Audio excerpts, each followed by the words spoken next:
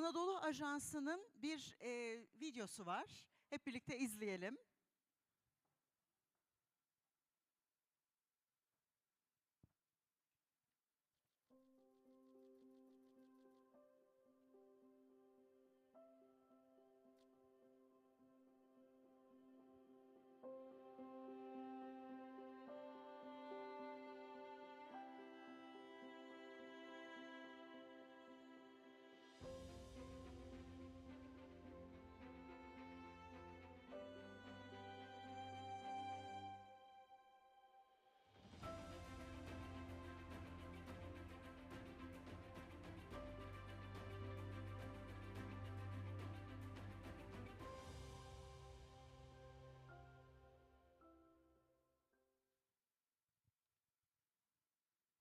Evet, partnerimiz Anadolu Ajansı'na bir kez daha teşekkür ediyoruz. İletişim alanında bizlere verdikleri desteklerden ötürü. Efendim şimdi yapay zeka çağında organizasyonları yeniden tasarlamak diyeceğiz. Bu panelimizde de iki uzaktan bağlantılı konuğumuz bizlerle beraber olacak. Yine yabancı, daha doğrusu uluslararası konuklarımızı ağırladığımız bir düzende olacağız.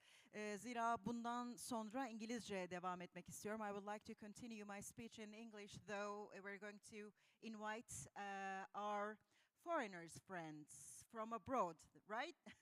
So, first of all, I would like to invite the General Manager, IQE, Mr. Rewel Palani. Right? Thank you. So, hello, how are you?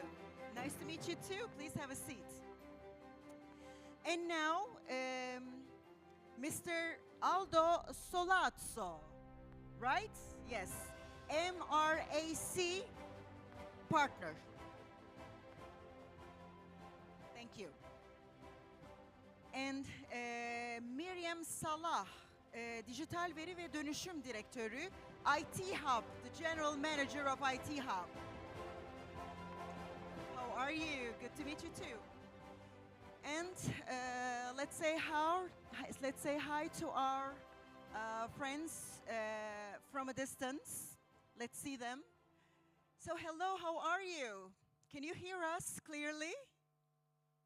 Yes, we can. Let me introduce you first of all.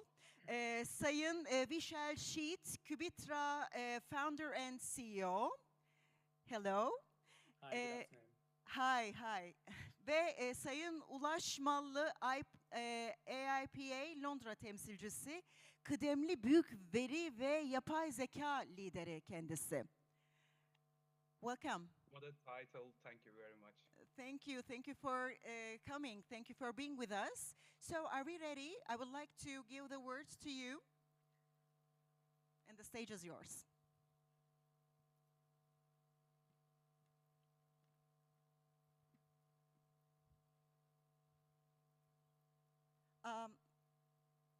Hold on, I think we have a little problem through the microphones.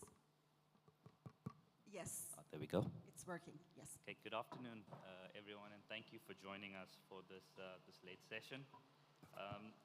Just setting the context, and as you've seen through the conversations today, we're at a really fascinating point in the AI journey. And over the past few years, the conversation has shifted from what is AI to how we create real tangible value from it. And we've seen that through the discussions today. We've spoken a lot about it from a government point of view, but organizations equally, across all industries, are exploring and going much deeper in how AI can drive growth, improve customer experience, increase productivity, and create this true competitive advantage. At the same time, as we've heard, it's raising a lot of questions around governance, trust, and responsible adoption. So today is intended to be a very open-ended discussion with some remarkable thought leaders.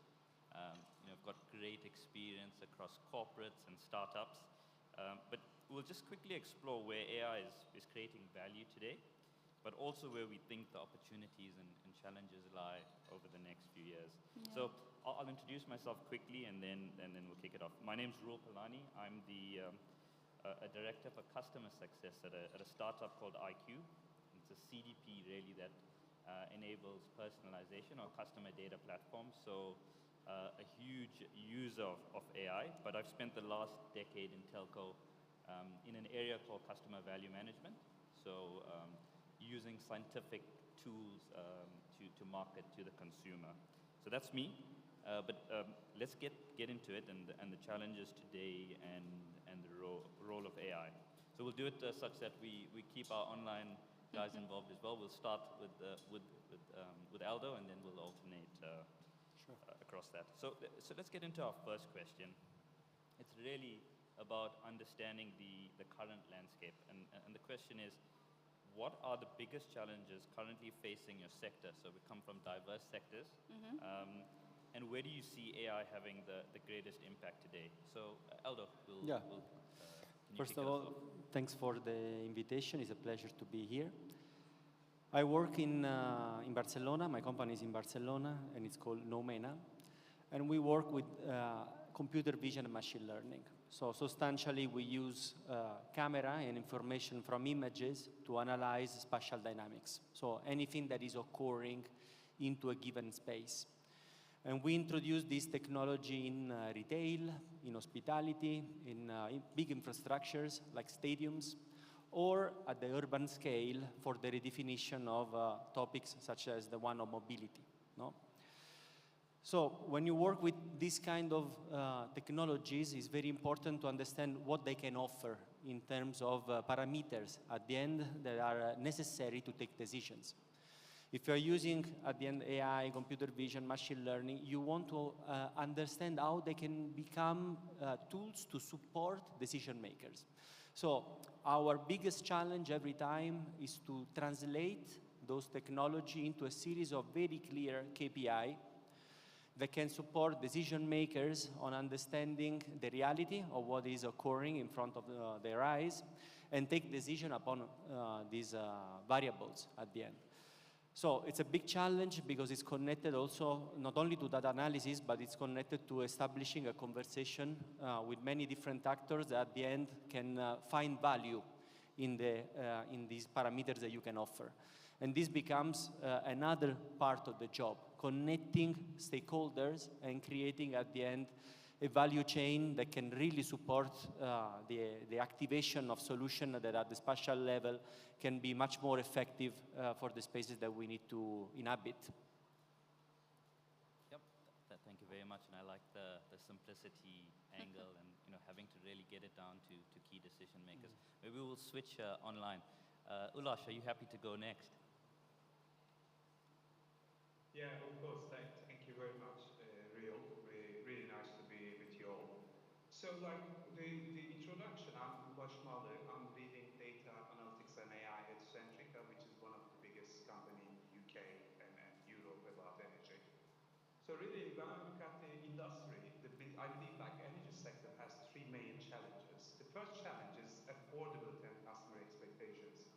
So customers increasingly expect the same level of personalized and seamless experiences they receive from companies like Amazon and Netflix, where they put a huge pressure on utilities companies like us to make a big change very quickly. The second challenge that I see, like productivity and cost pressures. So energy companies are under continuous pressure to improve efficiency while maintain the high quality services. And of course, this requires rethinking the processes rather than just making a simple reducing the cost. And the third one, as most of us know, closely track, especially during this time in the Middle East, like there is lots of things happening. Energy sector is in a transition. The costs are increasing. In addition to that, like decarbonization, electrification, distributed assets, EV chargers, heat pumps, and changing all consumption patterns are really complex to bring to the industry. So I believe AI really becoming a key enabler across those three challenges. And today, like we are using AI to understand customer interactions, like predict customer behaviors, personalize experiences, or optimize operations. So basically, by using LLMs or classical AI tools, try to understand, most of the customer behaviors to just fix all those three biggest challenges. But most importantly, everybody talks AI, but everybody when we talk about AI, they didn't think that it is easy to implement in a large organizations. However, you might have lots of algorithms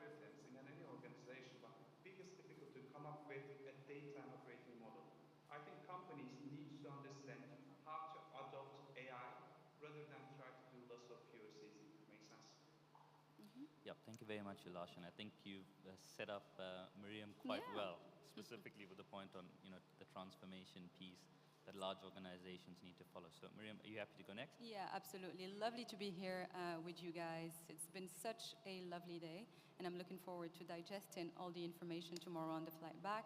My name is Miriam Salah, and I'm a transformation leader, 20 years plus, mostly in IT, data and analytics, and obviously the last couple of years in AI. And the answer for me is always going to be very, very simple. Change management, right? We have seen a lot of new capabilities when we moved from pen and paper into the digital world at a certain point. And the technology is always running from us, and it's accelerated in the last couple of years. And it's moved from not only augmenting people into also transforming the way that people are operating and completely changing their ways, basically. So I think that change management is really important, and I think we need to focus on actually continuing to train people on how to use the technology that they have, bringing them up to speed to what AI has done. I think one of the first things that I always do whenever I talk about AI is definition. When we talk about AI, is it the traditional machine learning? Is it the new generation Gen AI capabilities? Are we talking about fully autonomous and agentic? And what impact that has on people, on their jobs, on their day-to-day. So really, that's the biggest challenge that I see today within TMT, so technology, media and telecommunication, but across the board in public and private sector. And I think if that's addressed, it will also help with the massive divide that we're seeing with technology actually accelerating and people trying to catch up, right? Thank you, Miriam. That's some absolutely rich insights there. Appreciate that. Vishal, last but not least, over to you. Thank you, Raul. Good afternoon, everyone. It's a pleasure to be here, and thank you for having me. Quick introduction from my side. So my name is Vishal Shetty. I'm CEO and founder of a company called Cubitra. At Cubitra, we're essentially a company that sits at the intersection of financial services and quantum computing. So what we do is we develop algorithms, quantum algorithms, machine learning algorithms, quantum machine learning algorithms, and apply them to use cases in the financial services industry, particularly in markets, in trading, and in complex kind of market-related environments. In this context, it's as somebody running a quantum computing company, AI is a very interesting topic because in many ways quantum computing is almost sort of the next step ahead, ahead of what sort of AI might become. So the intersection of quantum computing and AI is a super interesting area because they go hand in hand with each other, and as quantum computing matures, the potential of what's possible with AI just explodes from where we are today. So it's huge potential coming forward. But quantum computing as a whole is a industry that's still maturing in some senses. So as a company that's kind of growing in this space, AI does take up a lot of attention and focus, like traditional AI, if I may say so, takes up a lot of attention and focus. So it's kind of, you need to prove your worth a little bit more with what you do in quantum technologies. In financial services more particularly, the key challenge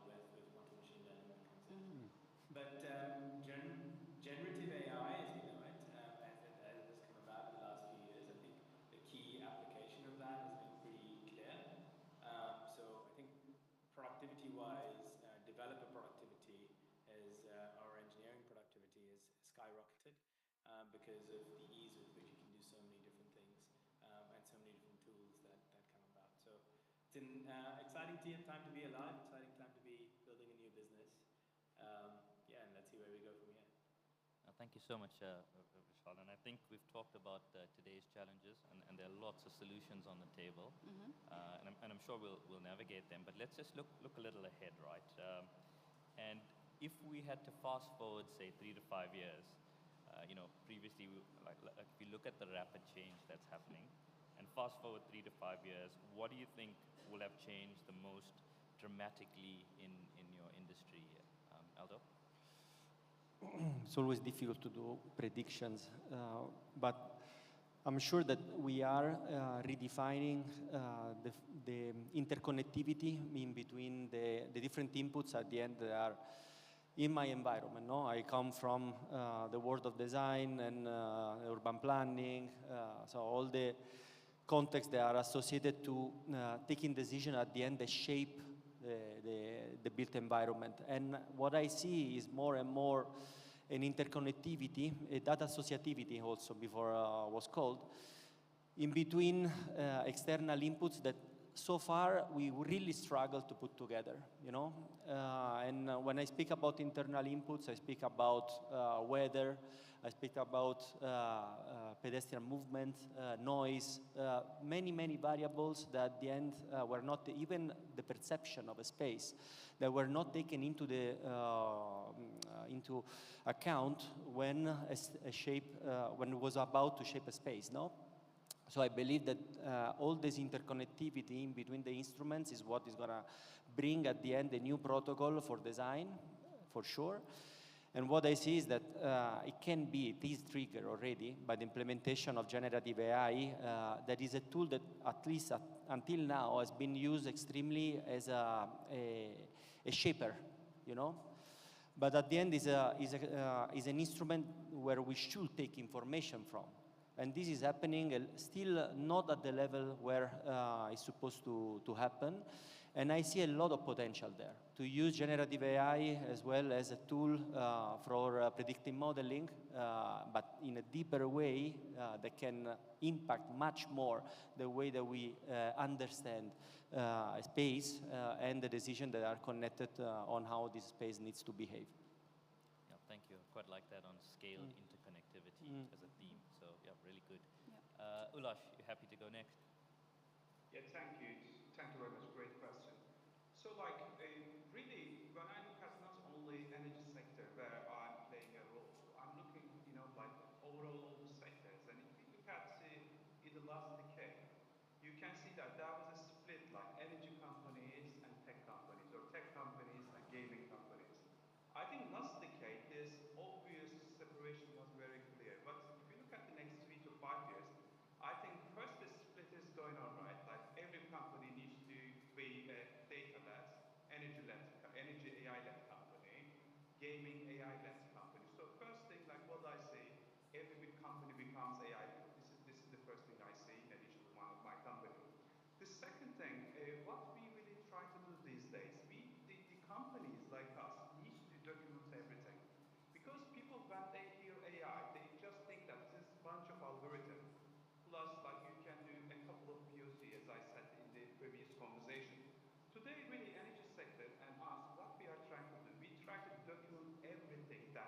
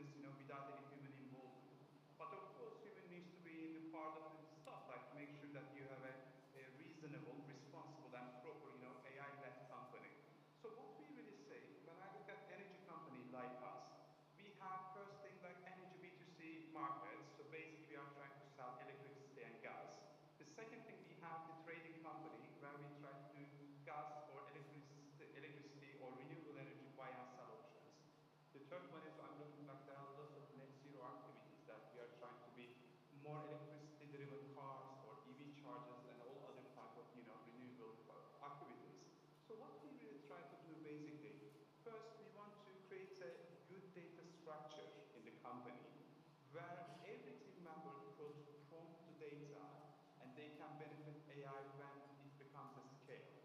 So I think we are in the middle of something, but I'm pretty sure in the 2 to 3 years we will be becoming more AI-led companies where, of course, it's not replacing the people, but it is about augmenting human expertise, and AI will automate repetitive tasks and allow colleagues to focus on more judgment, empathy, or creativity, if it makes sense. Absolutely. Thank you, Elash. I like that of AI-led all round. Miriam, how about you? Yeah, sure. Where is my crystal ball? Okay. I like to think that I'm funny. No, but jokes aside, I think the biggest change that we're going to see in the next few years is a massive realization in organizations that they need to start rethinking their operating model and their traditional way that they're set up, basically. Because they're just going to realize that it's not fit for purpose to be able to continue operating, to compete, and to be really frontier. And this is really, really important because the question is that we don't know. Even the frontier AI companies that are building the foundation models don't have a lot of the answers, right, on how these things work. So my view, and I'll give you a very tangible example, in operations, for example, today you'll have a director of operation that manages people that are caring for your customer, right, and all of your operations. And this is normally very, very heavy on people. We know that in 3 to 5 years' time, they are going to work hand in hand with AI agents. And they're going to move from being people managers into AI managers as well as people managers. And that's where I'm saying really rethinking how that percentage artificial intelligence is being managed by a percentage of people, how there is a movement from being a people's manager into more technical and managing a workload that's more AI is going to be the way that most organizations, specifically the big ones, will have to focus on and will drive during that time.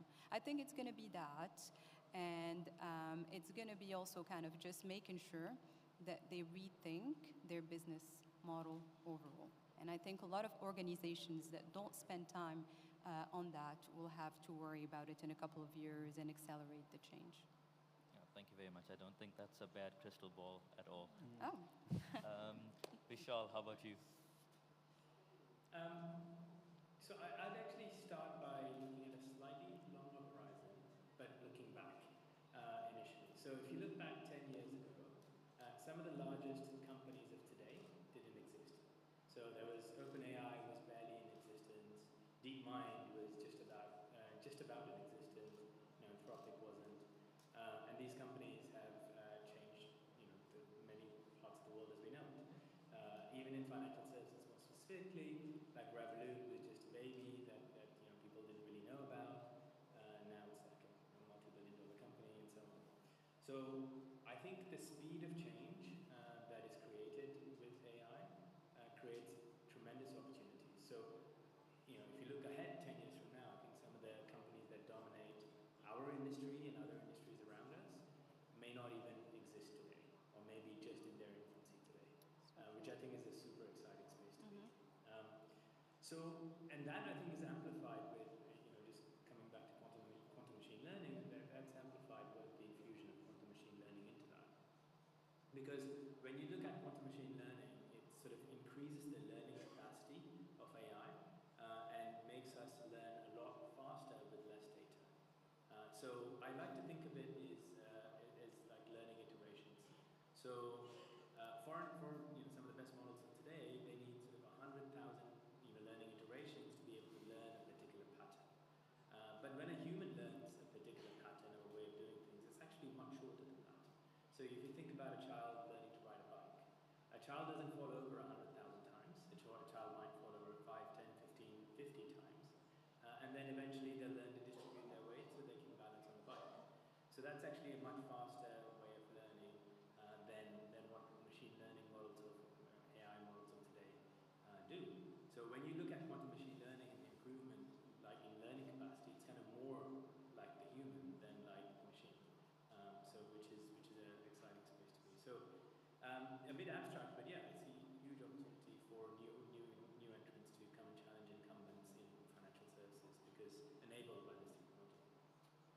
thank you for that. That was quite a rich insight. Maybe transitioning on, right? And the saying, with great power comes great responsibility, or with greater AI adoption comes greater responsibility. And particularly, we've spoken about it holistically, but with the organizational lens on, right? Many organizations are trying to balance this innovation with risk management. But how do you avoid becoming either reckless or paralyzed? So what does good look like here, really? Aldo? Well, again, it's always to understand very clearly and in the simplest way, how am I benefiting from the implementation of this tool? Because evidently, I mean, it's attractive. There is a lot of FOMO, the fear of missing out on AI. But there is also a lot of noise, around it. And I'm always trying to monitor the panorama and the ecosystem, adopt in a very agile way. Also, when you are a bigger organization, allow yourself to test the implementation of a tool and understand at the end which kind of implication could generate when introducing a larger system.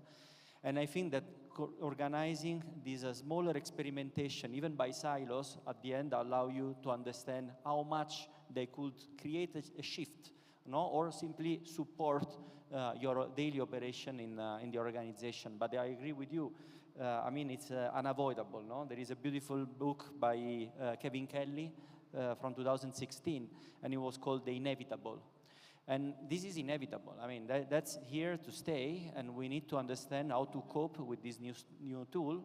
But I will say in a way that it's always driven by an intellectual decision that is fully aware of the implication of this implementation.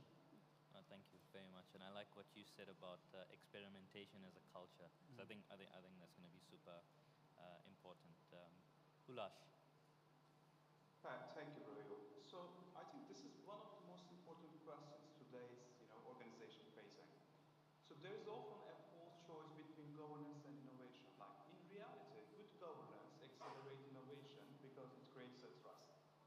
So I believe organizations should focus on three principles if they really want to make it success, because we are trying to do this stuff in the last 2 years. So first thing, like proportional governance.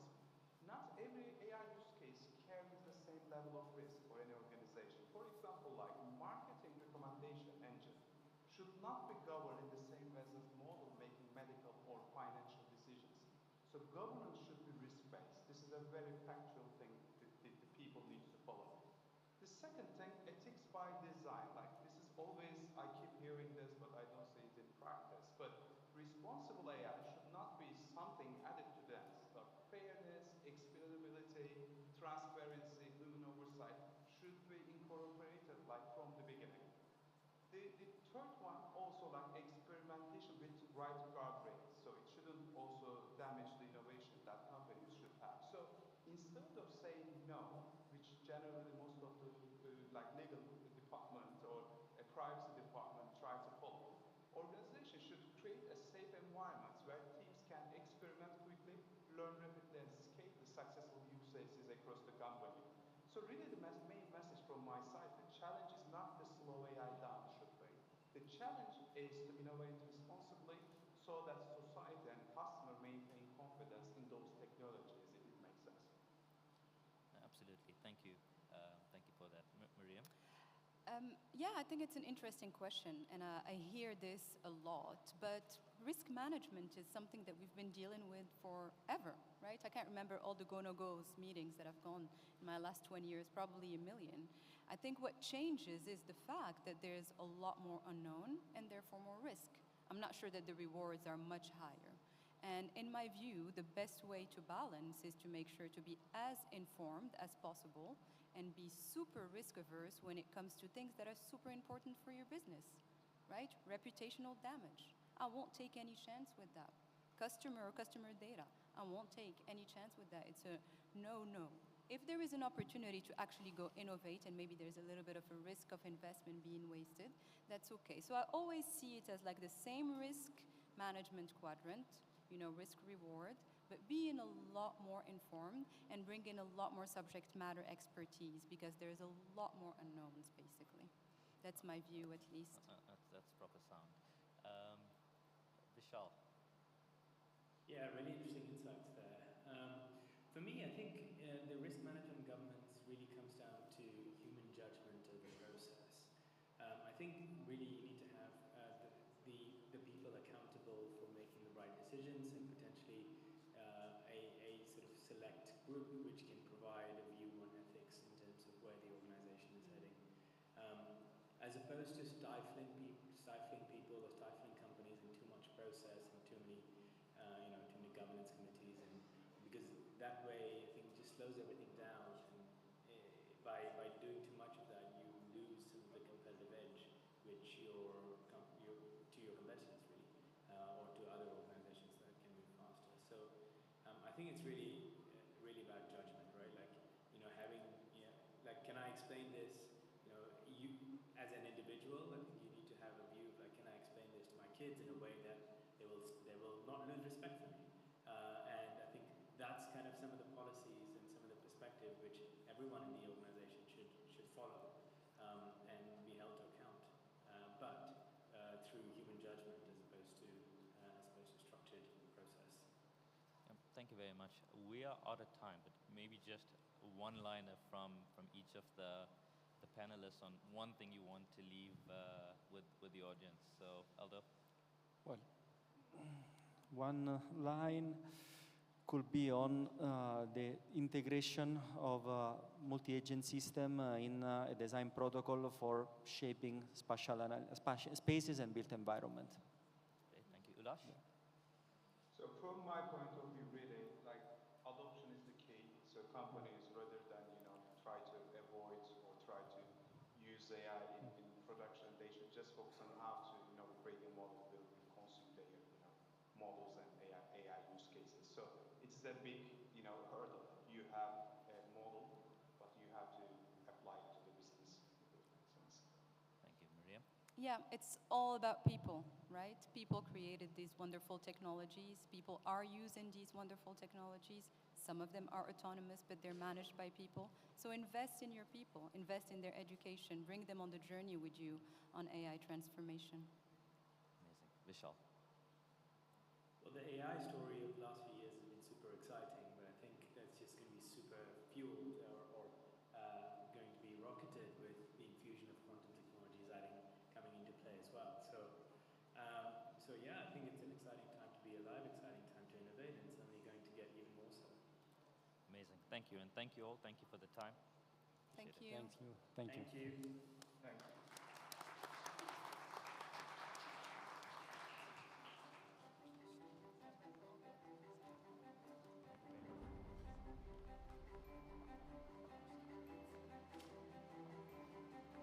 Thank you, but don't leave. We would like to present you a plaque, ladies and gentlemen.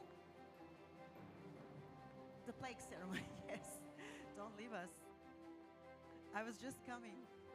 Thank you for this wonderful session. It was wonderful to have you here, and thank you once again for being here with us.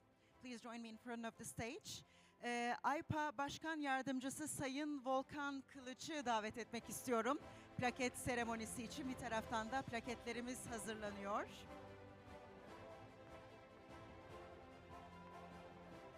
Yapay zeka çağında organizasyonları yeniden tasarlamak dedik.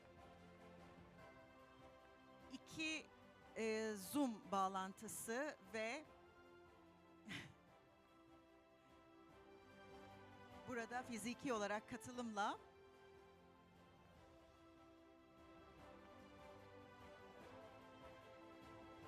bu paneli de noktalamış olduk. Yine bundan sonra çok önemli bir panelimiz var.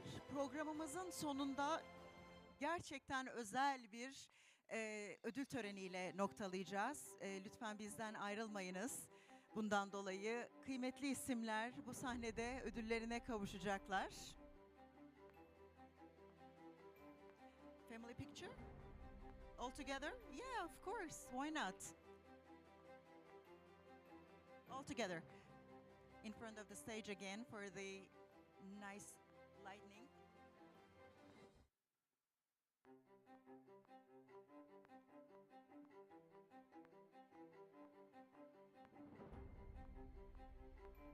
Thank you.